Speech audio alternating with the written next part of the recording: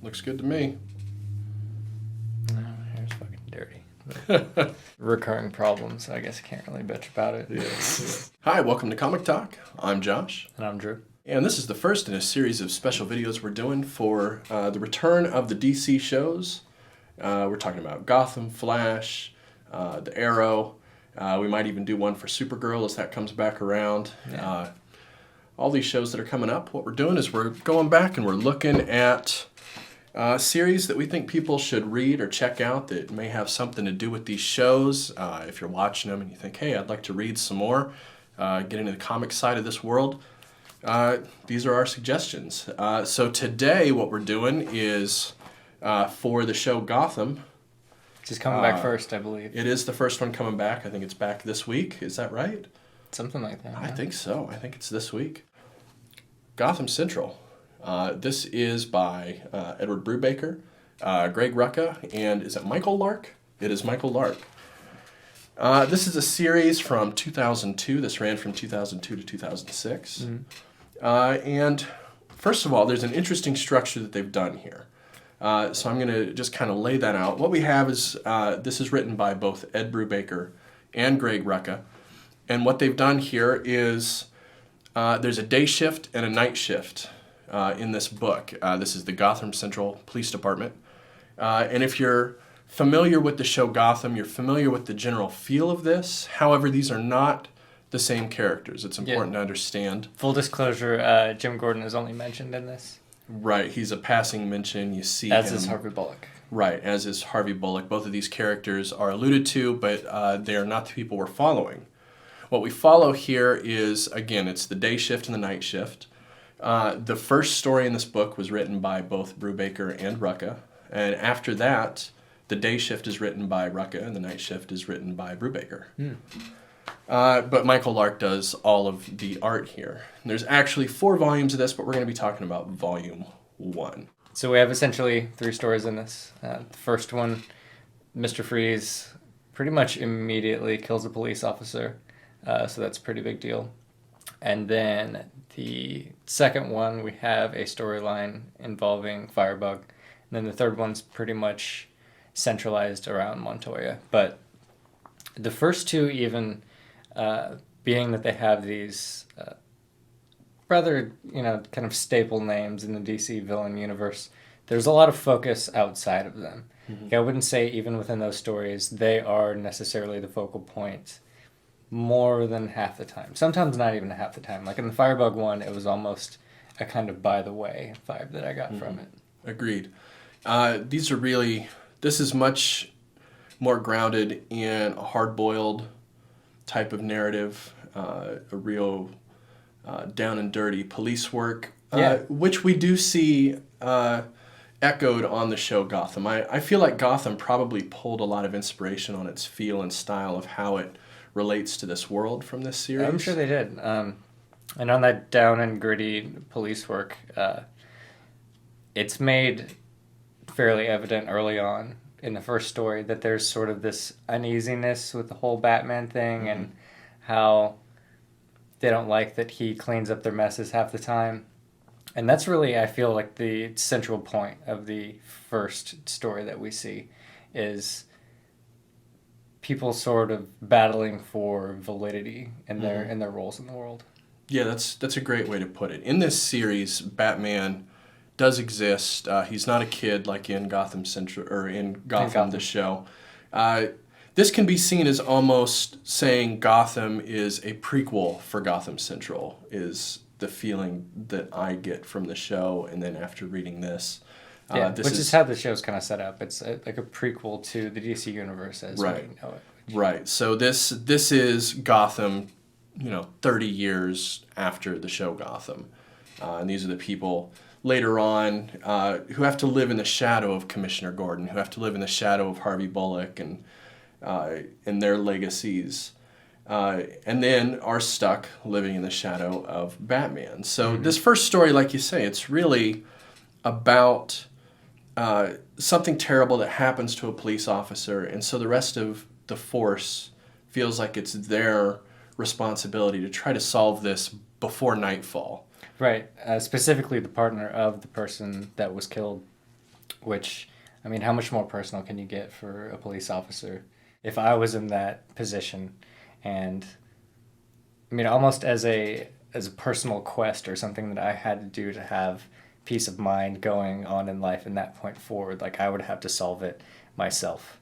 And there's somebody on your team, technically, that is probably going to do it before you, and that's a shitty feeling. Right. Yeah, it's an interesting dynamic, and it shows the dynamic that they have to work with, especially as homicide, because they're dealing with the worst crimes. And there's this permeating feeling from everybody on the force that once nighttime comes, this gets solved. Batman's going to go out there, and he's going to go get the killer, and we won't have our own... Closure, yeah, great word. So it's this rush, and there's even a clock ticking. We see what time it is. It keeps telling us now it's 11:15, now it's 1:27 p.m., and it's running up the clock as this first story goes by to show us that they're running out of time to solve this mystery.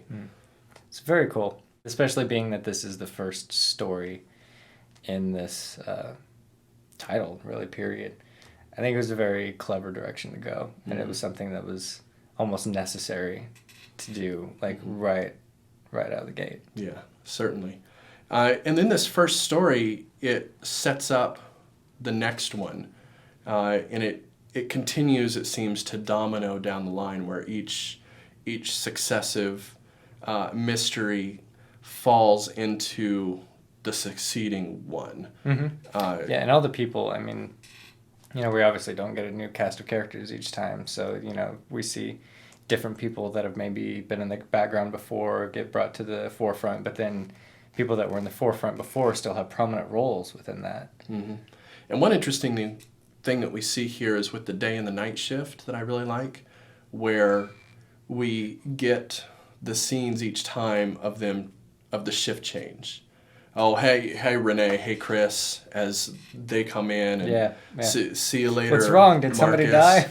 Right. We see it Homicide. switch over, which is really cool. And we see it, okay, now here's the next writer. He's going to come in and write a story. And then they often exchange information, and you see it kind of tumble into the next story in a really natural way, where you get that feeling of Gotham, how it's just never ending. It's just this trudgery that continues, and this helps sell it by having two shifts both working their own problems that just tumble right into each other. For sure. Second story arc, again, the Firebug, Firefly, whatever, is the background to a murder mystery of a 14-year-old girl, I believe, maybe 15. What did you think about that? This was, for me, it was the least interesting of the three stories. Oh, I loved it. I loved it. It was so pure detective. I'd say the most purely detective story out of the three. Like, it was them, following up on leads and suspects and interrogating people and just lamenting that there was something right in front of them that they weren't seeing. And it was fantastic. It was like a real, true detective story. No, I'll agree there. For me, it was the slowest moving. Yeah, that's why I liked it. It's the most procedural of the three. I don't know if that's fair. I mean, procedural in that they had kind of an outline set out and then they kind of followed it, sure. But I think procedural maybe makes it sound more standard necessarily than it is. Well, I mean, genre-wise, like the procedural genre, where it's them following leads, going to the crime scenes, working the case through the procedure you would work to solve a murder. It was a good story. I'm not saying I didn't enjoy it, but for me it was the slowest read is what I'm getting at. It's probably the densest of the three, and it's also probably the most emotionally heavy section. Definitely. It's a heavy read because we have the aftermath of the partner's murder, and now we have his living partner trying to solve the case that they were working on right before the partner died. Yeah, and that's the last one that he wants to solve before he takes some time off to actually grieve and stuff. So he's very emotionally invested in this, not only because of that, but because, yeah, it's a 14-year-old girl. They got murdered. Right. So it's a very heavy read, and it's the least fun to read, I think would be a good way to put it. It it's hits you pretty depressing. Yeah. Yeah, it's pretty depressing story. So the third story that we get in here is about Montoya, who's been a pretty big staple, I would say, in the whole detective comics scene and, you know, the Gotham police in general. And her dealing with some dirty laundry getting aired. Now this is interesting in context of a lot of things that have been coming up again. It's interesting that we have Brubaker here involved again in the early 2000s doing things that we see people asking for now, you know, over a decade later. That's controversial now, but 12 years ago, He already did it. he's already done it. Just like with Catwoman at DC. You know, it seems like back then they were taking a lot more chances and a lot more comfortable being wider and broader with their net than they are now. Yeah, being the more adult title out of the big two. Certainly. Right. Yeah. So right off the bat, it's interesting to see that the switch that we have now in current DC. But sticking with this book here. So what we see here is she's outed. If you're aware of the character Renee Montoya, she is a lesbian. She's a gay character, and she's one of the first gay characters in mainstream comics, one of the most well-known gay characters in mainstream comics. And what we see here is her being outed by the antagonist of this. He gets some pictures of her with her girlfriend. Really slimy dude. You just absolutely hate him. Yeah, the whole thing. Yeah, he's a pretty garbage guy. Yeah, I mean, he was a rapist who tried to stab her and then walked clean, and then he's back for revenge. Right. Jesus Christ, dude. And she has this very very upstanding relationship that she's in. This relationship that really anybody who's a reasonable person would want to have with somebody. She seems happy with this person. They seem to be a good pairing. This what was her name? Daria. But it's all sort of brought down around her as pictures, compromising pictures with her, posted on the board at work. Mailed to her parents. Sent to her Catholic Mexican or Cuban, I don't know. Dominican Republic, I think is where she's from. There you go, Dominican parents who can't fathom or handle the idea of a gay child. Even her brother, you know, which is sad. She really has like no support system in this. Right, she has no support system except for her partner and her chief.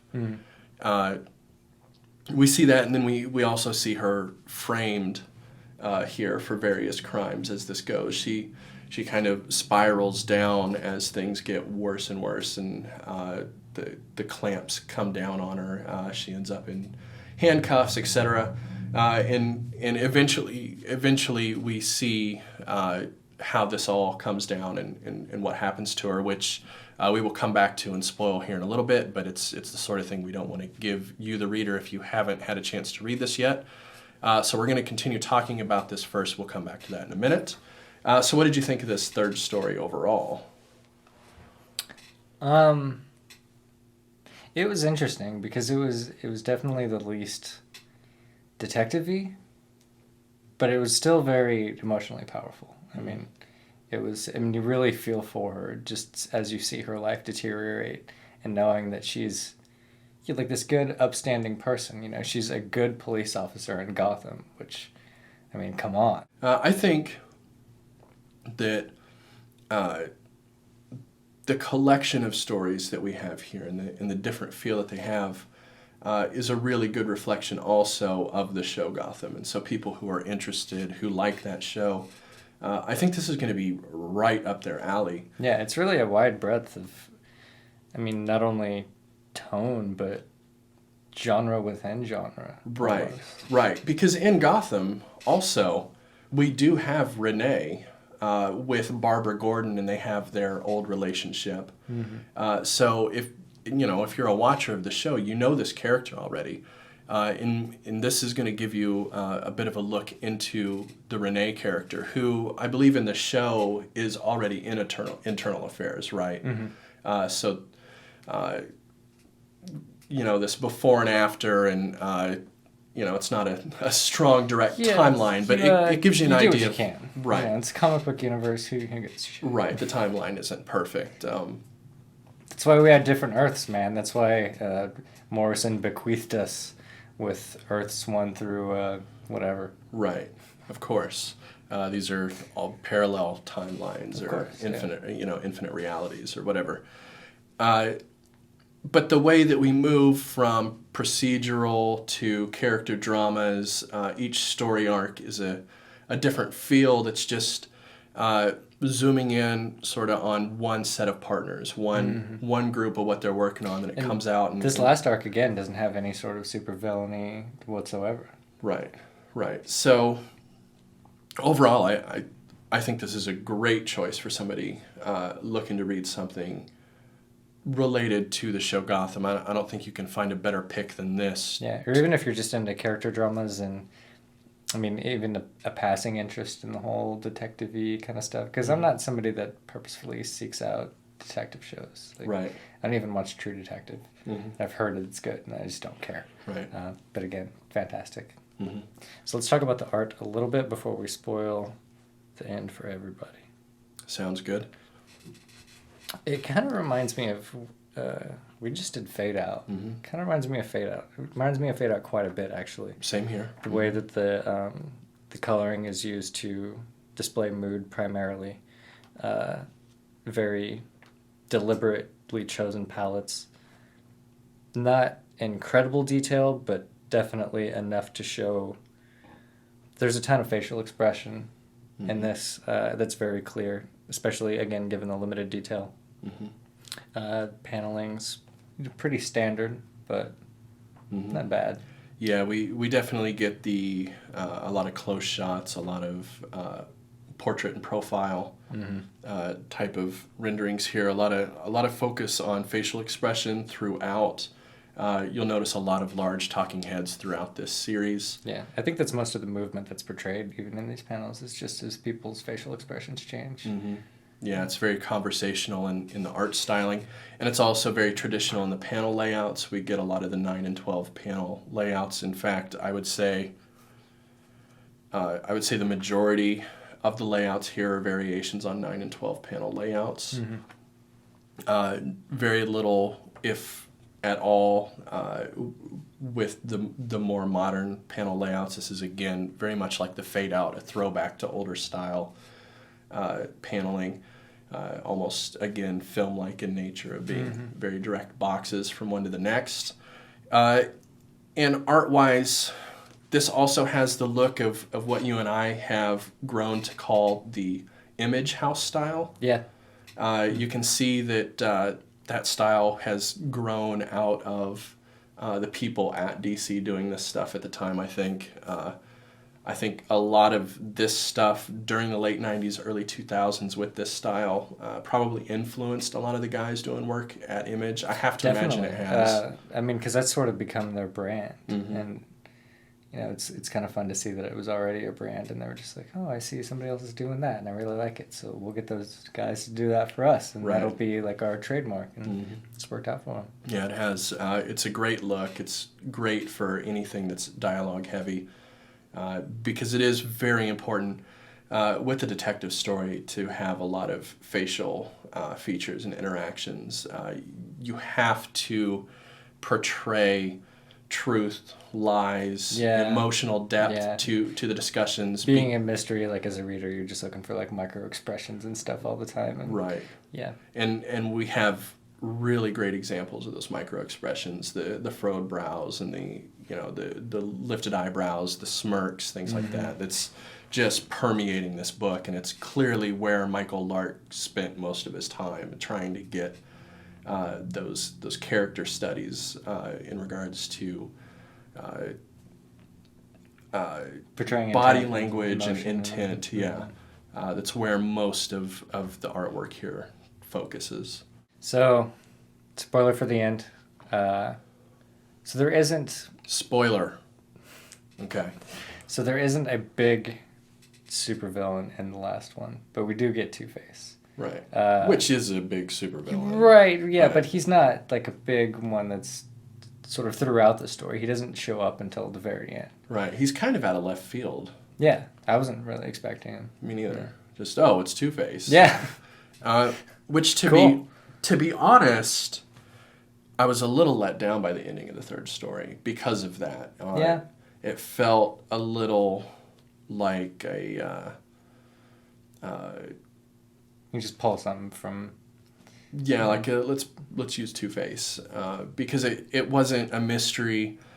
I like when a mystery gives you clues as you lead up to it, so you don't feel like it was just thrown in at the end. I want to feel like I just wasn't as good as the detectives, but it didn't feel that way at all. It was just, by the way, it's Two-Face because it is. Yeah, and they did give a little bit of backstory on it, and tried to paint it up as feasibly as they could. After the reveal. Once we know it's Two-Face, then we go back and it's kind of painted in behind. Mm-hmm. And I think they did a pretty good job with that. I would say, like, initially it was kind of like a what the hell kind of thing. But by the end of it, I didn't hate it. No, I didn't hate it at all. In fact, I think maybe the Montoya story overall was my favorite story of the three. But as a mystery, I felt like it was weak. It was a little cheap. But it really, the focus in that story isn't on the mystery. It's on the interpersonal drama of Renee Montoya and her being outed. Mm-hmm. Which, again, is sort of how the supervillainy is played into this up until now. There's a weird connections, and they exist, but for most of the story, they seem completely separate. Mm-hmm. Yeah. Yeah, I think it was intentional. It's not supposed to be a mystery that you can figure out leading towards it. That's not the point. The point is that these supervillains exist and they just throw monkey wrenches in and there's nothing you can do about it. And sometimes there's no way you can even suspect it or expect it. It just is. Right. Which, in the second story, I think I did a pretty good job of just predicting what was going to happen with that. Maybe that's why I liked it, because I felt accomplished. When, like, in one of the panels, like, just the way that the body language was portrayed, I was like, it's probably fucking that dude. Yeah.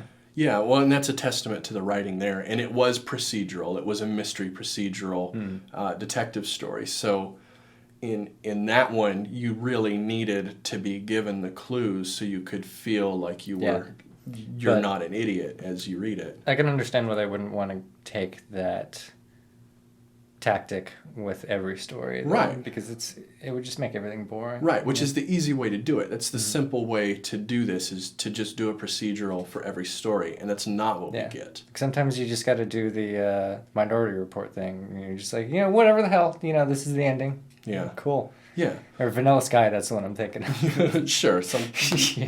Tom right? Cruise, yeah. Tom Hanks. Cruise. Yeah. Tom Hanks would have been way better in Minority Report. That would have been fantastic. Yeah. You know what? Tom Hanks would be way better in every Tom Cruise movie. Mission Impossible, Tom Hanks. Yeah. Hanging off the back of a train. All in all, like I said, fantastic. This is a great story. Even if we don't continue to review the later volumes of this, I intend to read the other three at this point. Mm-hmm. And it's fantastic how early this was in Brubaker's career, and you can already see like how immensely talented he was. Just, I mean, coming, like, DC was the first company that he ever really got signed to of any notoriety, and he just absolutely knocked it out of the park with this and the Catwoman series that came out in 2002, and it's a brilliant writer. Brilliant writer. My understanding is once Brubaker left DC in 2006, 2007, somewhere in there. Sure. Greg Rucka and Michael Lark agreed to stop doing this series because it just wouldn't be the same without him involved. Makes sense. So that's why it quit. And this book never did well critically. I was actually looking at the Wikipedia page on it before we came in here and sat down, and it never broke the top 100.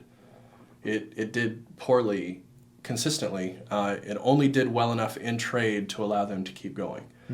So this is one of the early trade successes, which is now so important in the industry for a lot of books like this. Yeah, but on that note, I feel like a lot of books aren't given the chance to have trade success. 'Cause remember when the New 52 first launched, there was this iVampire title, and I don't remember who was writing for it, but as soon as the trades started coming out, people were like absolutely eating the shit up, but they had already decided to give it to Axe. And being DC, you know, they had 6 months before the first trade came out, so a week after the first trade came out was going to be like the last issue or something like that, and it had already been, you know, canceled. And Right, DC waits so long for their trades that it really does shoot them in the foot way too often. We see some people do trade wait, and if you don't give them the opportunity to do that before you cancel a series, they're just going to buy the one trade. And right, and so you never see the sales. Yeah. Right, we see some companies have caught on to this, like Image. Their books that are going to do well in trade, that they assume will do well in trade, which is a lot of their books. They'll come to trade like the Fade Out did on the same month as the next follow-up issue. Yeah, and they'll usually be only in 4 issues or something instead of 6. Right. You know, which there's no reason they can't be. You know, Right. It just lets you put them out faster and lets you see, you know, if people are trade waiting for it, they're going to buy that, regardless if it's 4 or 6. Yeah, and we know the days of the floppies is coming to an end. I hate to be that guy in the comic book world to say that that's the case, but we know that that's the case. The floppies aren't going to last forever. We're moving towards digital. We're moving towards digital and trades. That's what we're going to see. And if companies like DC don't get that memo and don't understand it, they're going to keep losing their market share. Well, I think we've gone far enough on a tangent to Sufficiently covered. Get back right to here. Gotham Central Volume 1.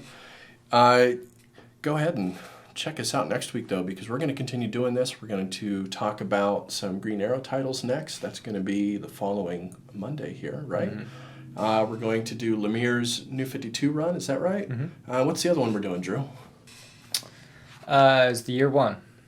Year 1. Year 1, that's we're doing. right. And Green which, Arrow again, Year 1. according to Stephen Amell, has some very direct ties to the season that's coming up. So hopefully we can spoil things even before we know that they're spoilers. Right. Yeah, that would be fantastic. Yeah, just ruin everything. Yeah, and we're also going to, here in a few weeks, look at some Flash stuff. We're going to look at Volume 4, the New 52 Flash. That's Reverse, I believe is the name of that. And then the kickoff to the Wade run, which is Born to Run. Right. So what we're getting there is we're getting on Reverse. We're going to talk about Reverse Flash a little bit. It's a bit of an amalgamation.